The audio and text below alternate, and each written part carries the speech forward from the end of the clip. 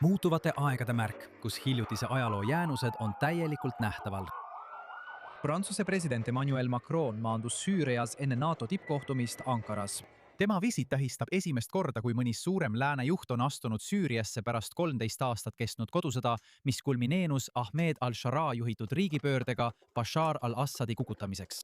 Kuigi paljud lääne juhid on olnud ettevaatlikud seoses al-Sharaa ja tema taustaga islamistlikus äärmustuses, on Macron ja Prantsusmaa kutsunud oma liitlasi üles tühistama sanktsioonid Süüria vastu ning lubama investeeringuid riigi ülesehitamiseks. See oligi Macroni visiidi peamine eesmärk ning mõlemad allkirjastasid kaubandus- ja koostöölepingud. Prantsusmaa on samuti teie kõrval. Prantsusmaa seisab teie kõrval. Süüriale tagastatakse üle 50 miljoni euro, mis konfiskeeriti endise diktaatori perekonna ebaseaduslikult omandatud varadest. Meie olime esimesed, kes selle kohtuasja algatasid ja esimesed, kes selle lõpuni viisid. Jätkame igal pool, kus õiglust saab jalule seada. Need vahendid tagastatakse Süüria rahvale, et rahastada konkreetseid arendusprojekte üle kogu riigi. Al-Sharaa oli õnnelik, et tema riik sai mitte ainult rahalist tuge, vaid ka diplomaatilist toetust. Mul on samuti hea meel täna teatada, et oleme kokku leppinud alustada võimalikult kiiresti Damaskuse ja Pariisi vahel resideerivate suursaadikute vahetamise protsessi, kui sammuna diplomaatiliste suhete täieliku taastamise suunas.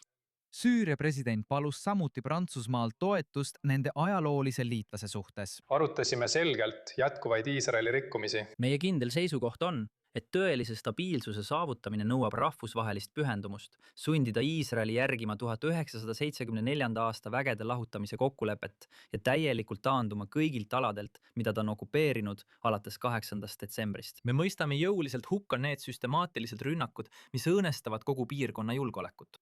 Me ootame, et Prantsusmaa mängiks aktiivset rolli selle eskalatsiooni peatamisel ning rahvusvahelise õiguse ja kokkulepete järgimise tagamisel.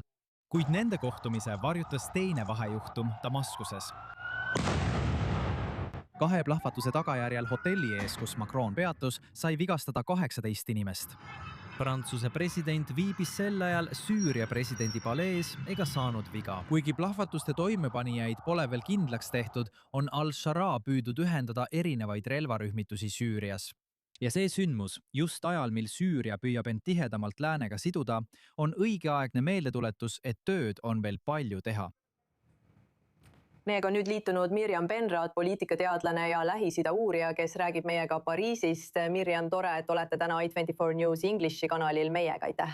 Ja kuidas peaksime seda visiiti praegu tõlgendama? Kas see tähistab Süüria diplomaatilist tagasitulekut? Või siis need pommirünnakud, kas need paljastasid, kui habras see tagasitulek tegelikult on? Jah, ma arvan küll, see visiit oli väga sümboolne, sest tõepoolest see on esimene Euroopa liidri visiit Süüriasse pärast kodusõja algust. Kui sa mäletad, siis Sarkozy presidendi ajal toimus lähenemine Bashar al-Assadile, mis muidugi lõppes täielikult Süüria kodusõja algusega. Ja Prantsusmaa nüüd, mis tuletab kõigile meelde ajaloo kaalu ja tähtsust. Prantsusmaa on endine, nagu sa tead, endine mandaadivõim, endine võim, kellel oli mandaat Süüria haldamiseks. See on väga sümboolne, ka ajalooliselt, kuid see ei saa varjata, nagu sa just mainisid, nende probleemide sügavust, millega Süüria endiselt silmitsi seisab. Sealhulgas julgeoleku küsimusi, nagu me oleme näinud, mis ei ole takistanud Emmanuel Macronil oma visiiti ja erinevaid kohtumisi jätkamast, kuid seda ei saa eirata. Ja viidates Ahmed al-Sharaa avaldusele Iisraeli kohaloleku kohta, ei saa me samuti eirata, et Iisraelil on sõjaline kohalolek. Sõjavägi sekkus, nagu sa tead, kaitsmaks druuside kogukonda, keda ründasid otse uue ajutise valitsusega seotud jõud. Nii et see ongi nii ja seda ei lahendata sõnadega. Selle valitsuse poolt peab toimuma konkreetne edasiminek. Ja muidugi ka vähemuste olukord. Ma mainisin druuse, me võiksime mainida ka kurde. On selge, miks Al-Shara selle visiidi puhul Macroni poole vaatab. El-Sisi Pale teatas, et umbes $58 miljoni väärtuses konfiskeeritud Assadi perekonna vara võib pärast seda kohtumist peagi Süüriale tagastada. Aga kui rääkida sellest, mida Macron ootab Sharalt, siis mida ta loodab sellelt visiidilt saada? Ma arvan, et seda lähenemist saab võrrelda Donald Trumpi lähenemisega. On veendumus, et majandusdiplomaatia kaudu on võimalik veenda Ahmed al-Sharad midagi ellu viima. Nende saavutamine, see edasiminek, mida tõesti vaja on, mitte ainult majanduslikus plaanis. Aga on olemas see idee, et majanduslik areng toob kaasa poliitilise ja julgeoleku edenemise ning ja samuti suunaks Süüriat rahuprotsessi poole Iisraeliga, mis minu arvates on teatud määral asjakohane. Aga ausalt öeldes ei ole ma enda hinnangul selles majandusprogrammis suurt edasiminekut näinud. Ja see ei ole ainult sanktsioonide tühistamise või selliste rahvusvaheliste institutsioonide nagu Maailmapank või IMF kaasamise küsimus. See ei seisne ainult lubadustes USA-le ja Prantsusmaale edusamme teha ning suuri ettevõtteid ligi meelitada. Vaja on ka visiooni ja ma ei usu, et me oleme seda sellelt valitsuselt näinud. Me ei ole näinud ka eriti demokraatlikku arengut. Ja nagu ma olen maininud, on vähemuste olukord väga murettekitav. Nüüd suundub Macron NATO tippkohtumisele Türgis. Kuidas Macron viib need vestlused Damaskusest NATO tippkohtumisele? Kuidas käsitletakse seal tõenäoliselt Süüriat?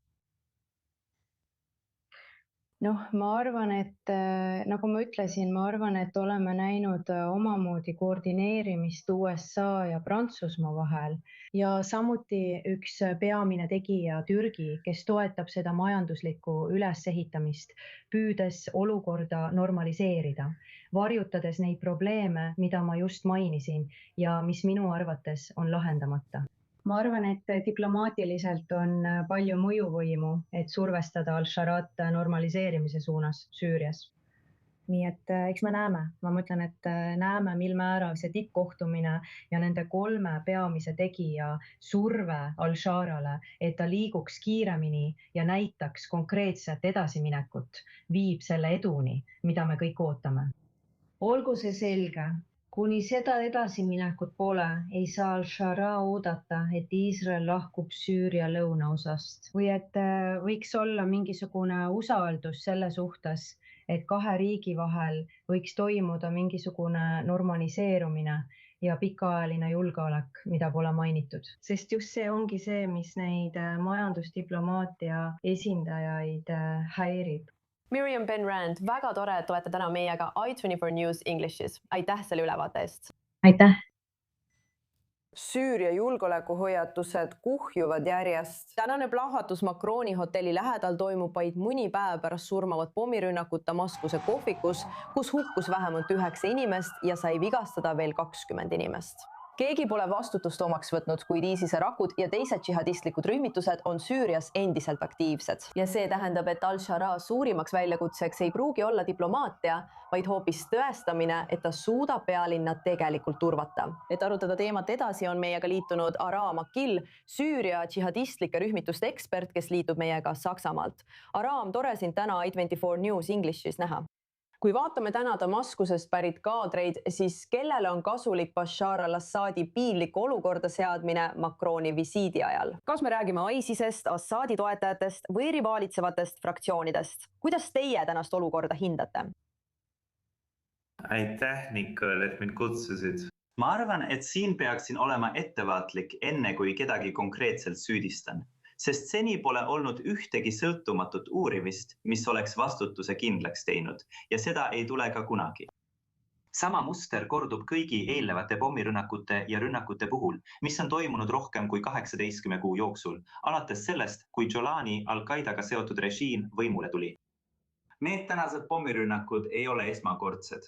Võib-olla said need natuke rohkem meedia tähelepanu, kuna Macron on külastamas. Võime öelda, et see juhtum ise toob esile struktuurse probleemi, mitte ei näita lihtsalt üht süüdlast. praegune režiim toetub tohutule võrgustikule, mis hõlmab tuhandeid rahvusvahelisi džihadiste. Ja ma tõestan seda veel kord. Mõni päev tagasi ilmus ühes taskuhäälingus Jolani meedianõunik. Taskuhääling on salvestatud ja avaldatud YouTube'is kestes 3,5 tundi. Ta hooples kogu aeg Al-Qaeda üle ja kiitis pidevalt Usama bin Ladenit. Ja ta rääkis praegu Süürias olevatest muhahiridest. Ta rääkis nendest džihadistidest, öeldes, et kui olukord destabiliseerub, ilmuvad nad uuesti välja ja kordavad 11. septembri sündmusi. 10 kordi, mitte ainult Süürias, vaid kogu piirkonnas ja erinevates riikides. See viitab teadlikkusele, et neil on valmis pommid.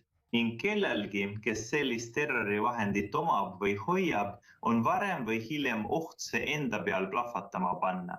Nii kujutab Jolani end kui kedagi, kes suudab meid džihadiste või mujahede kontrollida, kuid tegelikult on ta selleks liiga nõrk. Ja tal puudub nende üle igasugune keskne võim. Tal on võim vähemuste üle, kuid mitte omaenda džihadistide üle. Nad saavad vabalt linnade vahel liikuda. Ja see on kogu riigi suurim julgeoleku väljakutse. Ja see jääb kestma seni, kuni Jolani režiim on võimul. Nad muudavad riigi oma kätega sõna otseses mõttes džihadistlikuks läbikukkunud riigiks. Ja kui ISIS on vastutav, näitab see, et valitsus pole kunagi selle ohtu neutraliseerinud ega kõrvaldanud. Ja me kõik oleme näinud, kuidas valitsus lasi jaanuaris mõni kuu tagasi tuhanded ISISe liikmes vabaks. Nad vabastasid nad koos nende peredega ja paigutasid nad paljudesse suurematesse linnadesse. Ja selle asemel, et neid deradikaliseerida, registreerib Jolani valitsus nad tavalistele šariaaditundidele mošeedes. Nii et üks viimane punkt veel, palun. Peame ka meeles pidama, et Jolanil on palju vaenlasi, isegi tema endiste džihadistidest liitlaste seas, kes peavad tema poliitilist, pragmaatilist arengut enda reetmiseks. Väga huvitav ülevaade sellest, mis praegu Süürias tegelikult toimub. Mara Makil, aitäh selle eest. Tõesti huvitav kuulda, mis nende valitsuse uste taga tegelikult toimub. Aitäh!